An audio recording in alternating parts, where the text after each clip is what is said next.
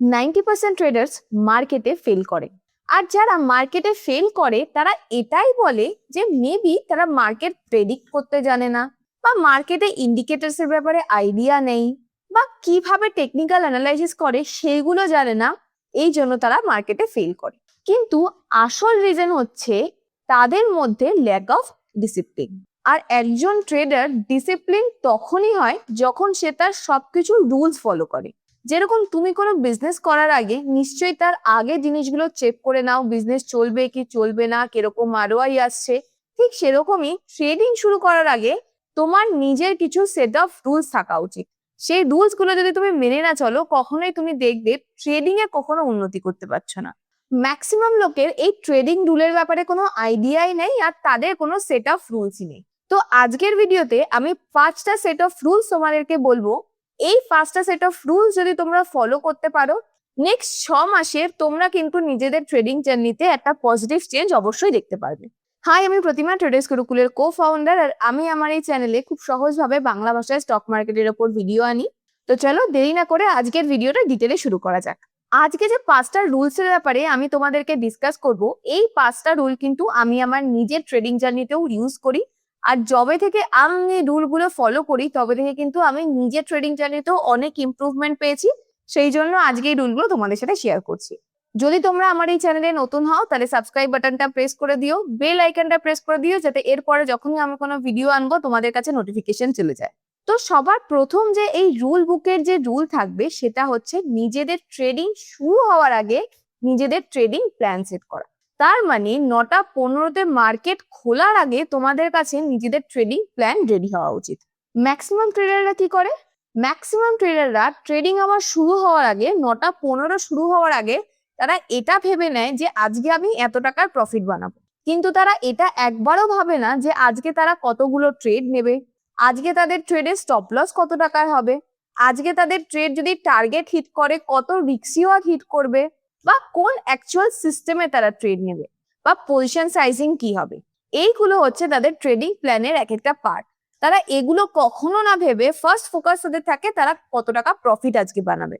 যদি ট্রেডিং শুরু হওয়ার আগে, তোমার ট্রেড নেওয়ার আগে তোমার নাম্বারস ক্লিয়ার না থাকে, নাম্বারস মানে যেই সিস্টেমে তুমি ট্রেড নিচ্ছ তুমি কতগুলো কোয়ান্টিটি ট্রেড নিচ্ছ, যদি ট্রেডটা স্টপ লস দেয় কত টাকা স্টপ লস দেবে, এই জিনিসগুলো যতক্ষণ না পর্যন্ত তোমার মাথায় রেডি থাকবে ট্রেড নেওয়ার জন্য, তখনই কিন্তু ট্রেড নেওয়ার টাইমে তুমি কিন্তু ইমোশনাল ডিসিশন কন্টিনিউ নিতেই থাকবে। তোমার কি মনে হবে যে মেবি ট্রেডটা ভালো, এতে একটু বেশি কোয়ান্টিটি নিয়ে নি, বা মেবি আজকে ট্রেডটা ভালো যাবে না, এতে একটু কম কোয়ান্টিটি নিয়ে নি। কেন কি তোমার মাথায় কোনো ওই পার্টিকুলার নাম্বার, স্টপ লস হোক বা পজিশন সাইজিং হোক, কিছুই তুমি কিন্তু অ্যাজ পার প্ল্যান রেডি করে রাখো। ধরো একটা সিম্পল এক্সাম্পল দিয়ে বলছি, ধরো আজকে তুমি ট্রেড নিলে, তোমার ফার্স্ট ট্রেডে প্রথমে 3000 টাকা প্রফিট হলো।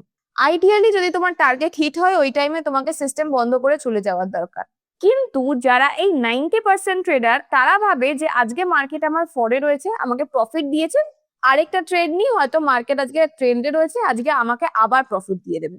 তো 3000 টাকা প্রফিট ওয়ালা ট্রেড হওয়ার পর তুমি সেকেন্ড ট্রেড আবার নিলে, ধরো সেখানে তোমার 1500 টাকা স্টপ লস হয়ে গেল।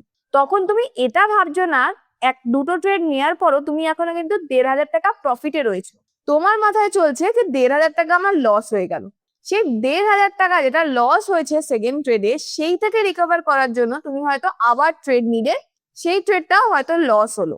তো ডে এন্ডে শুরুতে তোমার 3000 টাকা প্রফিট হয়েছিল, তারপরে দুটো ট্রেড তুমি রিভেঞ্জ ট্রেডিং করে 1500 করে লস করে কিন্তু জিরোতে চলে। হয়তো এরকমও করে লোকজন আরো ট্রেড নেয় যেখানে গিয়ে তাদের পুরো দিনের প্রফিট নেগেটিভে চলে যায়। তো আইডিয়ালি তুমি যদি তোমার নাম্বার অফ ট্রেডস আগে থেকে ফিক্স করে রাখতে, তাহলে আর প্রথম যখন ট্রেডটা তোমার টার্গেট হিট করেছিল তখনই তুমি সিস্টেম বন্ধ করে চলে যেতে, তাহলে তুমি প্রফিটে বেরিয়ে যেতে পারতে, যদি তুমি ওই লোভ বা ইমোশন এগুলো না আনতে। এটা কেন হয়েছে? কেন কি তোমার মাথায় সেই ট্রেডিং প্ল্যানটাই নেই যে যদি আজকে তোমার টার্গেট হিট হয়ে যায় তুমি সাথে সাথে সিস্টেম বন্ধ করে উঠে যাবে। ল্যাক অফ প্ল্যানের জন্য আজকে কিন্তু তুমি লসের ডেটা ক্লোজ করলে। তো এই পয়েন্টগুলো লিখে নাও, তোমাদের ট্রেডিং প্ল্যানে কি কি জিনিস তোমাদেরকে ট্রেডিং শুরু করার আগে লিখে নিতে হবে। প্রথমে হচ্ছে যেই ট্রেডটা নেবে সেই ট্রেডের স্টপ লস কত হবে। সেকেন্ড হচ্ছে তুমি নাম্বার অফ ট্রেডস কত নেবে, ওই দিনে তুমি একটা ট্রেড নেবে না দুটো ট্রেড নেবে না তিনটে ট্রেড নেবে। আর সবসময় এটা খেয়াল রাখবে, সেটা যেই নাম্বারই হোক না কেন, সেই নাম্বার অফ ট্রেডস যখনই হয়ে যাবে তুমি কোনো সেখানে ইমোশনাল ডিসিশন আনবে না, জাস্ট সিস্টেম বন্ধ করবে, উঠে যাবে। থার্ড হচ্ছে যে ট্রেডটা নেবে তার রিস্ক রিওয়ার্ড কত হবে, তার টার্গেট কত হবে, কখন তুমি ট্রেড থেকে বেরিয়ে যাবে। এই কয়েকটা পয়েন্ট তোমাকে লিখে নিতে হবে ট্রেড শুরু হওয়ার আগেই। সবসময় মাথায় রাখবে, যদি ট্রেডিং প্ল্যান তোমার কাছে না থাকে, তুমি কিন্তু তোমার হার্ড আর্ন যে ক্যাপিটাল রয়েছে সেটা কিন্তু তুমি নিমিষের মধ্যে নষ্ট করে দিতে পারো। তো বেটার তুমি তোমার ট্রেডিং প্ল্যান আজকে রেডি করো, নেক্সট ট্রেড থেকে নিজের ট্রেডিং প্ল্যান ফলো করো। সেকেন্ড ইম্পর্টেন্ট রুল হচ্ছে স্টপ লস। স্টপ লস সবসময় নিজের সিস্টেমে লাগিয়ে রাখবে অ্যাজ পার ইউর সিস্টেম। অনেকেই আছে যারা এটা ভাবে স্টপ লস লাগিয়ে রাখবো, মেবি স্টপ লসটা হিট হয়ে যাবে, আসুক না মার্কেট নিজে আসুক, ম্যানুয়ালি আমি নিজের এক্সিট করে দেবো। এইটা হচ্ছে অনেক বড় ভুল, নিজের স্টপ লস না জানা, নিজের প্রপার স্টপ লসে এক্সিট না করা, আর নিজের একটা ক্যালকুলেটেড স্টপ লস না রাখা। ম্যাক্সিমাম ট্রেডার এই বেসিক রুলটা কিন্তু ভুল করে। তারা এটা ভাবে যে স্টপ লস লাগাবো না, মার্কেট নিচে যাচ্ছে, আর একটু নিচে গিয়ে সাপোর্ট থেকে উপরে চলে আসবে, তখন ম্যানুয়ালি এক্সিট করে দেবো, আর একটু ওয়েট করি, আর একটু ট্রেড করি। এইভাবে ওয়েট করতে করতে তারা কিন্তু মার্কেটের এগেনস্টে স্টপ লস না লাগিয়ে ট্রেড করতে থাকে।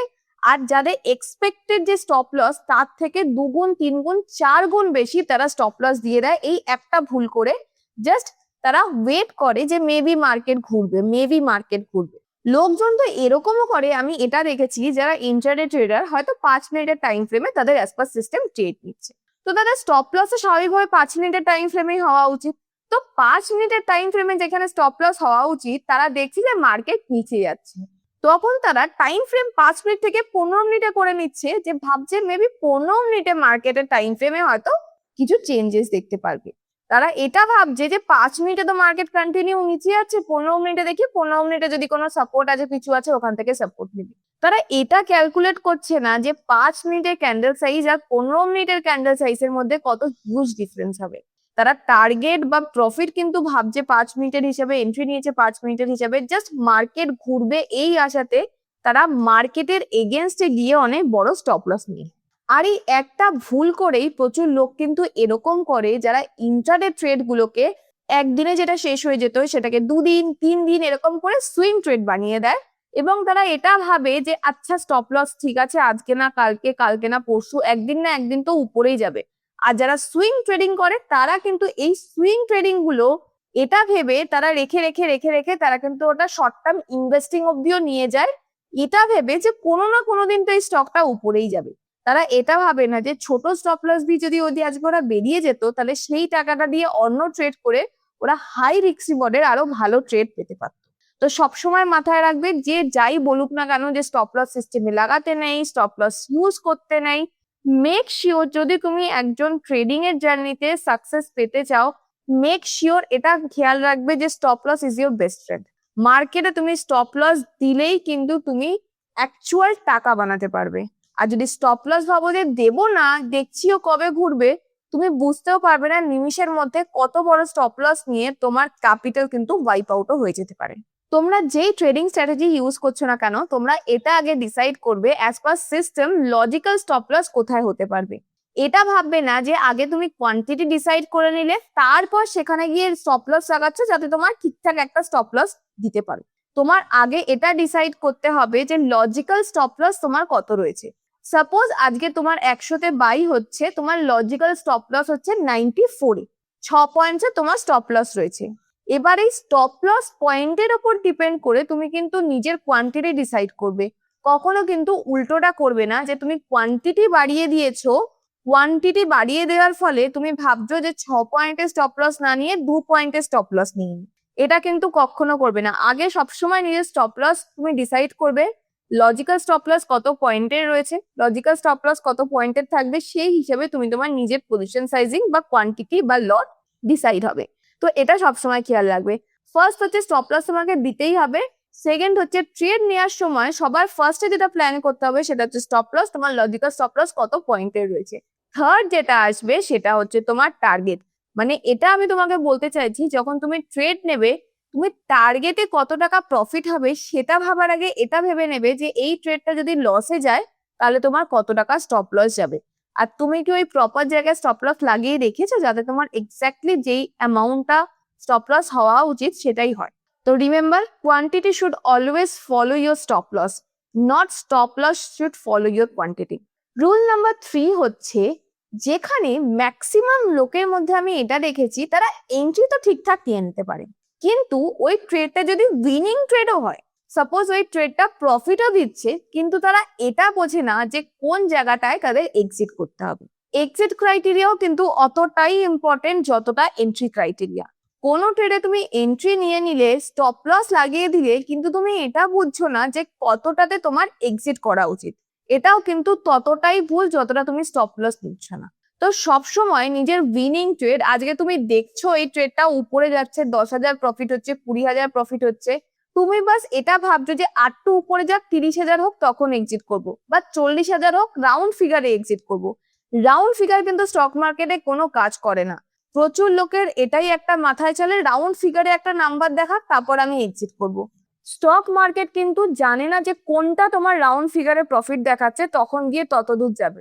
হতে পারে কোনো একটা ট্রেড অলরেডি 1:3 তোমাকে দিয়ে দিয়েছে, কিন্তু তুমি আরো লোভ দেখিয়ে বসে রয়েছো, ওখানে কোনো তুমি পার্শিয়াল এক্সিট করোনি, আর তারপরে মার্কেট শার্প নিচে ঘুরে গেছে, তোমার একটা টাকাও প্রফিট হয়নি।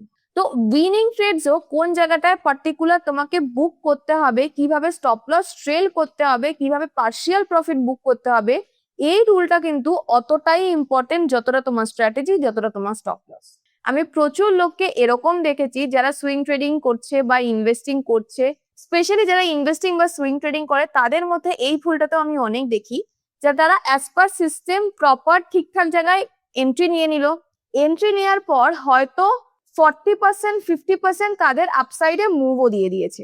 50% মুভ হয়ে যাওয়ার পরও তারা ভাবছে ইনভেস্টিং তো হয়তো 100% যাবে, তারপরে দেখবো, বা সুইং ট্রেডিং তো এ তো 100% উপরে মুভ দিয়েছে। 50% হয়তো তাদের 1:5 এর ট্রেড হয়ে গেছে, হয়তো 10% তাদের স্টপ লস ছিল, 50% মানে 1:5 এর ট্রেড অলরেডি হয়ে গেছিল, স্টিল ও একটা কোয়ান্টিটিও এক্সিট করেনি, এবং ওয়েট করছিল যে যখন 80% বা 90% যাবে তখন আমি বুক করব।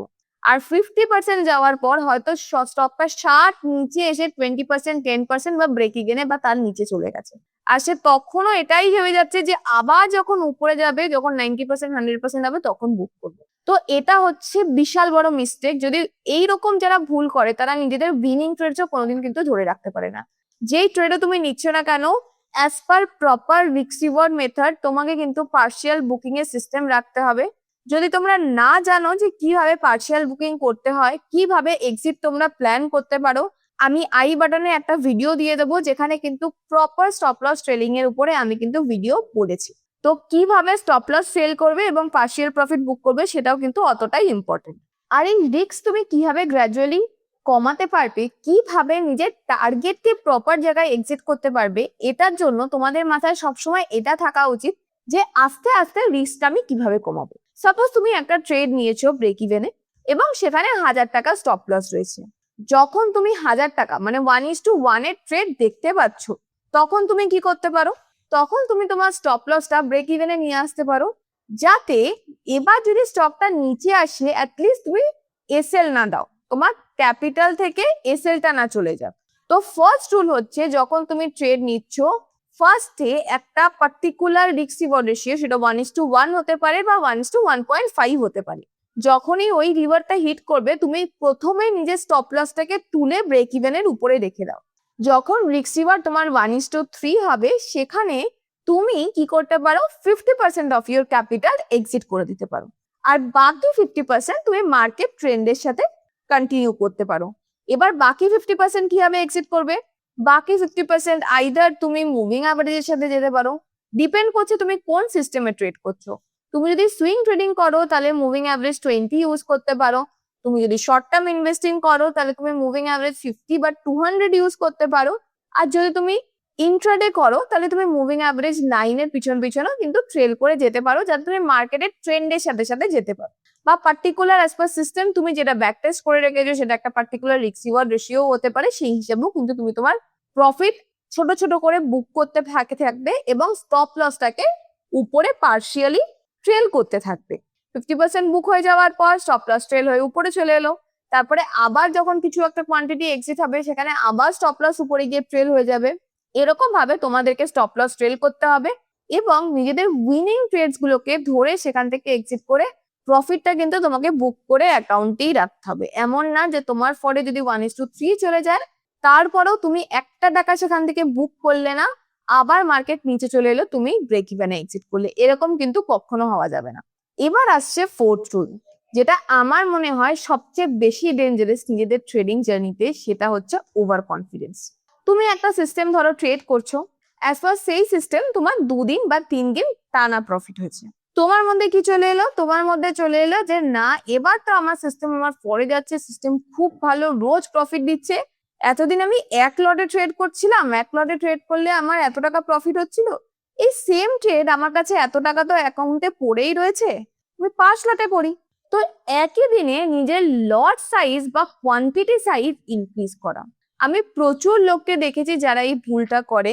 ইনিশিয়ালি হয়তো একটা ফেজ চলে যেই টাইমে মার্কেট তোমাকে 2-3টে টানা প্রফিট দিয়েছে, যখনই এরকম প্রফিট হয় তোমার কনফিডেন্স এত হাই হয়ে যায়, তুমি ভাবো যে এরপরে তো আমি বড় কোয়ান্টিটি যদি করি তাহলে আমার আরো বেশি প্রফিট হবে। তো এই একটা ভুল, কোনো একটা টাইম ছিল যেই টাইমে আমি এক্স্যাক্টলি এই সেম ভুল করে নিজের ক্যাপিটাল অনেক ওয়াইপ করে দিয়েছিলাম। তো সেই জন্য আজকে আমি তোমাকে ক্লিয়ারলি বলছি, এই রুলটা সবসময় মেনটেন করবে যদি একটা ক্যাপিটাল নিয়ে তুমি মার্কেটে আসো। সাপোজ তুমি ফিউচার্সে সুইং ট্রেডিং করো, আর এই রুলটা কিন্তু আমি নিজেও এখনো পর্যন্ত সেম ফলো করি। আমার অ্যাজ পার ক্যাপিটাল আমি আমার রিস্ক ম্যানেজমেন্ট, মানি ম্যানেজমেন্ট হিসাবে সাপোজ একটা 10 লট ইউজ করছি, ট্রেড করছি। আমি যদি আজকে 10 লট ব্যাংক নিফটি ফিউচার ট্রেড করি, মার্কেট আমাকে 4টে কন্টিনিউয়াস প্রফিট দিক, 6খানা কন্টিনিউয়াস প্রফিট দিক বা 7টা কন্টিনিউয়াস প্রফিট দিক, আমি কিন্তু একবারও নিজের লট সাইজ চেঞ্জ করব না টিল 1 ইয়ার। 1 বছর অবধি আমি এদিক হয়ে গেল ওদিক হয়ে গেল যাও হয়ে যাক না কেন, আমি আমার লট সাইজ চেঞ্জ করি না। কোনো কনফিডেন্স নিজের মধ্যে আসতে দেবে না যে মার্কেট আমার ফরে রয়েছে, আমি আমার লট সাইজ বাড়িয়ে দিই, তাহলে যেখানে আমার 1 লাখ টাকা প্রফিট হচ্ছিল ওখানে আমি 5 গুণ করে দেবো, তো 5 লাখ টাকা একটা ট্রেডে প্রফিট হবে। যদি এইটা মাথায় আসে, এটাও ভেবে নেবে যে এতদিন যদি এই ট্রেডটায় তোমার 50,000 স্টপ লস যাচ্ছিল, যখনই তুমি 5 গুণ কোয়ান্টিটি করে দেবে 50-এর জায়গায় কিন্তু 2.5 লাখ টাকা তোমার স্টপ লসেই চলে যাবে। তো সবসময় এটা খেয়াল রাখবে, নিজের কোয়ান্টিটির উপরে কিন্তু খুব খেয়াল রাখবে। আজকে যদি তুমি সেম কোয়ান্টিটি নিয়ে একটা পুরো বছর ট্রেড করো, তাহলেই কিন্তু তুমি অ্যাকচুয়ালি ওই সিস্টেমটার উপর ট্রাস্ট করে একটা প্রপার অ্যামাউন্টে টাকা বানাতে পারবে। হতে পারে তুমি 3টে ট্রেড যখন প্রফিট হলো তখন তুমি 3 লট করে করছিলে, ঠিক আছে, এবার তুমি দেখলে যে 3টে ফার্স্ট ট্রেডে প্রফিট, সেকেন্ড ট্রেডে প্রফিট, থার্ড ট্রেডে প্রফিট, তোমার কনফিডেন্স হাই, তুমি কোয়ান্টিটি ওই টাইমে 5 গুণ করে দিলে, 3টের জায়গায় 15টা কোয়ান্টিটি করে দিলে, আর তারপরে এক্স্যাক্টলি ওই ট্রেডেই তোমার স্টপ লস চলে গেল। তো ভাবো, এই যে 3টে ট্রেডে তুমি প্রফিট করেছিলে, জাস্ট বিকজ তুমি ওই ট্রেডে এত বড় কোয়ান্টিটি লাগিয়ে দিলে, তো ওই পুরো প্রফিট তোমার চলে যাবে, আরো কিন্তু তোমার ক্যাপিটাল থেকে ওয়াইপ আউট হয়ে যাবে, কেন কি তুমি এত বড় একটা কোয়ান্টিটিতে স্টপ লস খাবে। বিশ্বাস করবে না, আমি এখনো পর্যন্ত পুরো একটা বছর একই সেম কোয়ান্টিটি ট্রেড করি, এবং যখন প্রত্যেক বছর এপ্রিলে আমি ক্যালকুলেট করি এই বছর আমার কত টাকা প্রফিট হয়েছে, অ্যাজ পার দিস প্রফিট আমি কত লট বাড়াতে পারবো, সেটাও প্রপার আমার মানি ম্যানেজমেন্টের রুল হিসাবে 1 বছর পর যখন আমি আমার পজিশন সাইজে আবার ক্যালকুলেট করে আমি আমার লট সাইজ বাড়াই, স্টিল তখনও কিন্তু আমার প্রথম একটা দুটো ট্রেডে কিন্তু আমি ঘাবড়ে যাই যে প্রথম একটা দুটো ট্রেডে যদি স্টপ লস চলে যায়। 1 বছর পর পর গিয়ে আমি প্রপার মানি ম্যানেজমেন্টের সাথে গিয়ে আমি এখন নিজের কোয়ান্টিটি চেঞ্জ করি। আর যারা নতুন ট্রেডার, আমি প্রচুর লোককে এরকম দেখেছি, 2টো বা 3টে ট্রেডে তাদের প্রফিট হয়, তারা ভাবে এই তো ব্যাস, এবারে ঘরে যা টাকা আছে, ব্যাংকে যত টাকা আছে সব টাকা নিয়ে এই ট্রেডেই লাগিয়ে দেবো, কেন 3টে ট্রেড প্রফিট দিয়েছে মানে এরপরেও আমাকে হয়তো প্রফিটই দিয়ে যাবে মার্কেট। তো পুরো টাকা নিয়ে চলে এলো, একসাথে নিজের কোয়ান্টিটিকে 10x 5x 3x কিছু একটা বাড়িয়ে দিল, আর তারপরে সেই ট্রেডটা যদি লসে যায়, তারপরে 2-3টে ট্রেড যদি লসে যায়, ব্যাস, তার কোনো রিস্ক ম্যানেজমেন্ট নেই, কোনো মানি ম্যানেজমেন্ট নেই, তাদের অ্যাকচুয়াল ক্যাপিটাল থেকে কিন্তু আস্তে আস্তে ওয়াইপ আউট হওয়া শুরু হয়ে যাবে।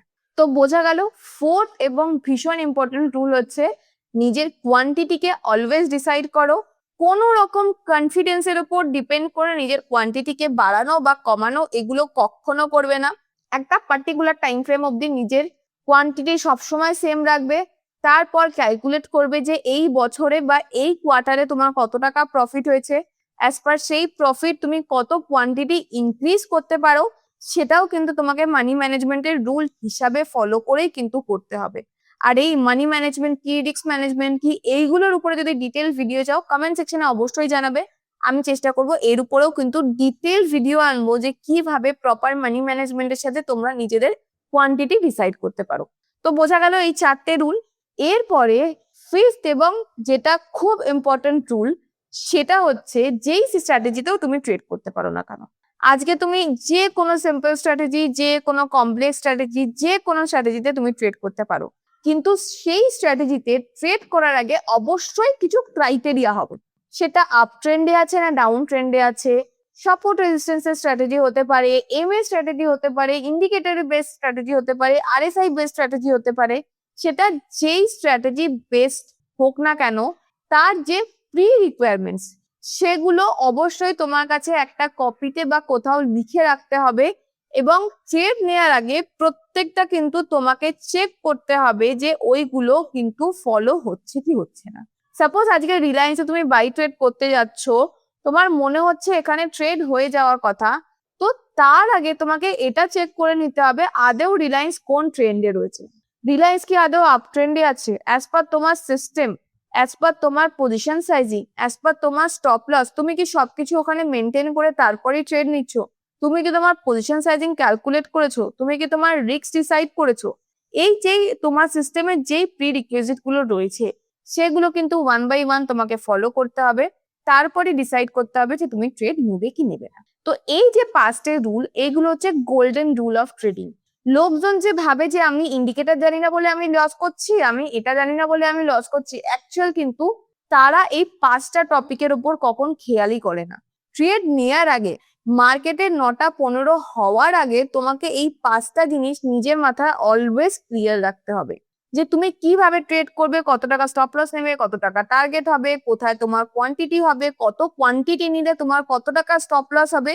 Numbers are very important in trading. আমি বলছি না তোমাকে খুব হাইফাই ক্যালকুলেশন করতে হবে, হাইফাই তোমাকে ম্যাথমেটিক্স জানতে হবে ট্রেডিং এর জন্য, কিন্তু তোমার ট্রেড হিসাবে তোমার ট্রেডে যা নাম্বারস আছে, stop loss, position sizing, quantity, risk reward, এই নাম্বারস গুলো তোমার মাথায় জলের মতো ক্লিয়ার থাকা উচিত before taking the trades. I hope আজকের ভিডিওটা দেখে তোমরা বুঝেছো যে কত ইম্পর্টেন্ট এই জিনিসগুলো। আর বিশ্বাস করো, টিল ডেট আমি কিন্তু রোজ এই জিনিসগুলো ফলো করে নিজের ট্রেডিং জার্নি শুরু করার আগে। তো আই হোপ আজকের ভিডিওটা ভালো লেগেছে। যদি কোনো ডাউট থাকে আর ভিডিওটা ভালো লাগে অবশ্যই কমেন্ট সেকশনে জানিও, আমারও ভালো লাগবে। দেখা হচ্ছে পরের ভিডিওতে। ধন্যবাদ।